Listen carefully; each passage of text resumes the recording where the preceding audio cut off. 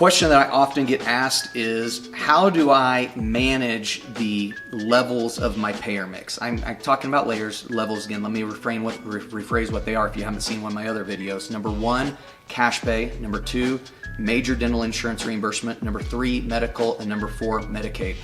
Most people will say, hey, I've got a problem in my office. I see a ton of high medical reimbursement. I don't have a lot of cash, or I don't see any medical, or I have a lot of Medicaid in my office. We like to call it creep, where these things creep into your schedule.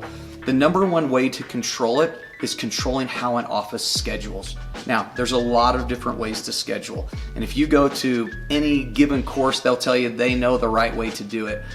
Again, I'm going to tell you what I have found in our offices to be the most profitable way to schedule. We want in our offices for our offices to be a minimum of $1 million. $1 million clinic in today's world will be making you very good money. It's a sound practice that does high, good quality dentistry and pays the doctor well. The way you get to $1 million clinic is by scheduling properly. This is what we do in our office. No, we're not Trekkies, but this is how we establish and we talk about how an office should be run.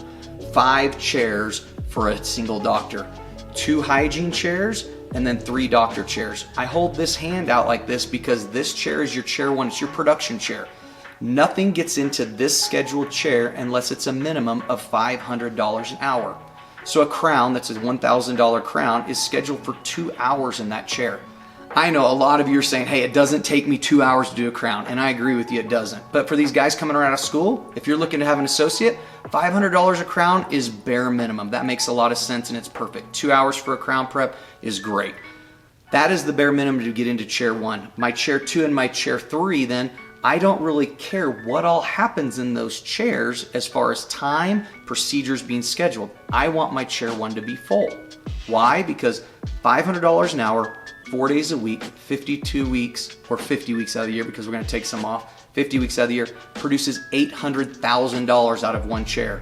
If I'm doing $800,000 out of my dental chair and at least $200,000 out of my hygiene chair, I'm $1 million practice just scheduling correctly. So what I don't want is for my schedule to start having creep. I have a production chair, and guess what's happening? I'm getting scheduled in it 5, 6 fillings that are Medicaid fillings. Why? Because they're trying to schedule things in and fit everything into my schedule. And all of a sudden, that has creeped into my schedule. And now instead of having reimbursable things like crowns, root canals, implants, what we like to call our big 6 in our office,